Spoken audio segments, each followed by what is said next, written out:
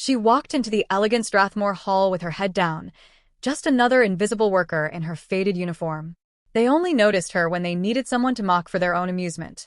But when they forced her to play the piano as a cruel joke, what happened next left the entire room speechless. By the time her fingers left the keys, the woman they had dismissed became the woman they would never forget. Lena Morales moved quietly between the polished marble columns of the Brighton School of the Arts.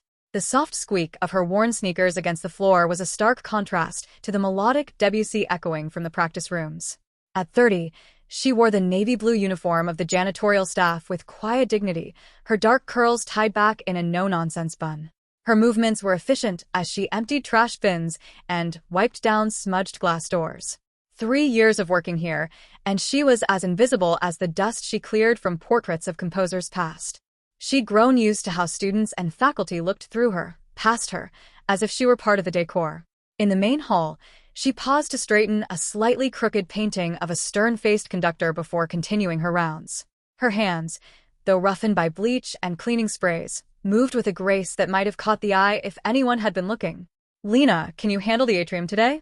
The city council's coming," her supervisor, Mr. Wilkins, called out without looking up from his clipboard. "Yes, sir," Lena replied softly.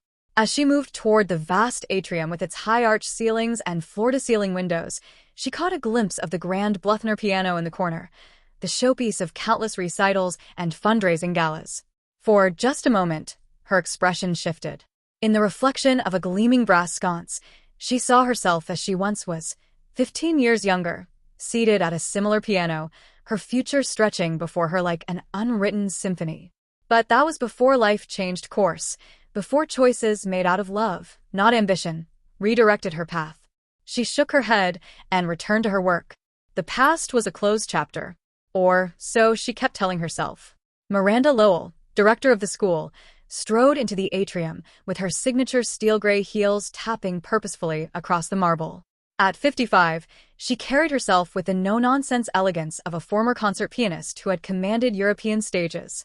Her tailored burgundy pantsuit was crisp, her blonde bob perfectly coiffed. "Those chairs need to be precisely 1.5 inches apart, not this slapdash setup," she snapped, barely glancing at Lena. "Yes, Ms. Lowell," Lena murmured, adjusting the spacing immediately. Across the room, Felicia Crane, the school's renowned piano instructor, observed the exchange with a smirk. "Miranda, remind the staff to use the service entrances when the guests arrive," she called. "I saw some of them roaming the main hall during the Brahms competition." Lena's cheeks flushed, but her hands remained steady as she moved the chairs. These indignities had become routine. Later, as she polished the brass stair railings, Lena paused at the sound of a student fumbling through a tricky piece. Through a slightly open door, she saw a young girl, maybe 11, frustrated, starting over again and again. Without thinking, Lena whispered, "Loosen your wrist on the run. It'll flow easier." The girl turned, startled, just as Felicia appeared beside her. "Did you just give my student advice?" Felicia's voice was cutting. "I'm sorry, You what? Thought your mop gave you a degree in music education." Her laughter was cold and sharp. "Stick to the buckets, please." Lena lowered her gaze, the door shutting with finality. What Felicia couldn't see was how Lena's fingers kept moving on the stair railing, silently correcting the notes, finishing the phrase. The night of the spring benefit gala arrived. The school gleamed, every corner meticulously prepared under Lena's touch. Donors and dignitaries would soon fill the hall, their generosity determining scholarships and future programming. Lena was polishing the piano bench when Felicia stormed in, phone pressed to her ear. "What do you mean you're at St. Luke's? The gala is in 2 hours. You can't be serious, Margot." She hung up, pale and furious. Miranda appeared almost instantly. "What's wrong?" "Margot's in the ear. Food poisoning. She can't play." "But she was our showstopper," Miranda whispered. "She was going to play Rachmaninoff. No one else is prepared. None of my other students can pull that off cold." Jonah Price, a young teaching assistant known for his quiet kindness toward Lena, hesitated nearby. "There might be someone," he said. "Who?" Miranda snapped. He nodded subtly toward Lena. "Her." Lena froze mid-polish. Felicia laughed, sharp and cruel. "The janitor? You can't be serious." "I've heard her. Late at night." "She's incredible," Jonah said. Miranda and Felicia turned toward Lena. She stood still, cloth in hand. Is this true? Miranda asked. Lena nodded. Yes, ma'am. You think you could perform Rachmaninoff's Prelude in G minor tonight?